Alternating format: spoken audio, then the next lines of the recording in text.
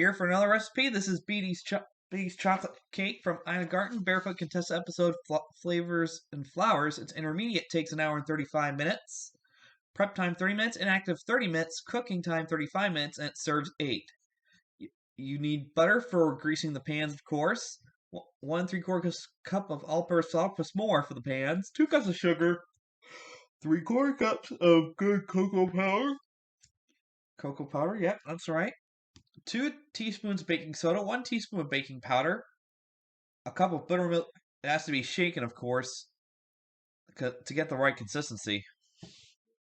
Half cup of vegetable oil, 2 extra large eggs at room temperature, 1 teaspoon of pure vanilla extract, and of course, this is one great ingredient, 1 cup of freshly brewed hot coffee. Yeah, you can taste the chocolate in it if you just add the coffee to it. It's that simple. That's chocolate buttercream frosting. 6 ounces of good semi-sweet chocolate. Calibut is the brand she uses. That's the recommended brand. If you can't find that, you can always pick another brand. Half pound, 2 sticks of unsalted butter at room temperature, 1 extra large egg yolk at room temperature, 1 teaspoon of pure vanilla extract, 1 1/4 cups of sifted confectioner's sugar, and finally 1 tablespoon of instant coffee powder.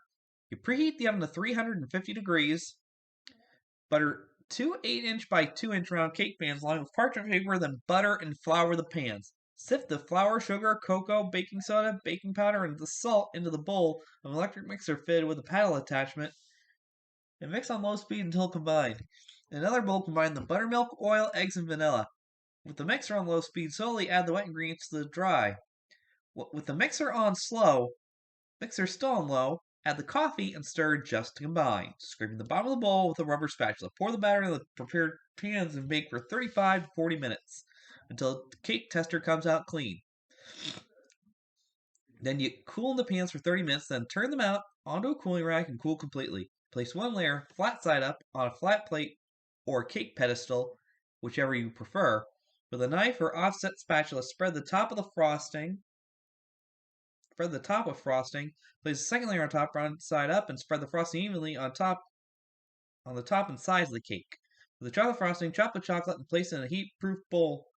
Set over a pan of simmering water. Stir until just melted and set aside until cooled to room temperature. In the bowl of an electric mixer, fitted with a paddle attachment, beat the butter on medium-high speed until yellow and fluffy, about 3 minutes. Add the egg yolk and vanilla and continue beating for 3 minutes. Turn the mixer to low, gradually adding the confectioner's sugar.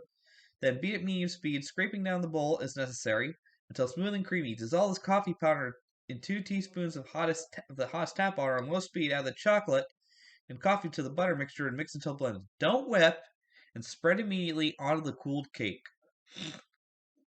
Now that is a good chocolate cake recipe.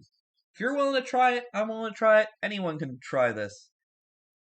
If you just follow the directions correctly, you're going to have the best chocolate cake you've probably ever had.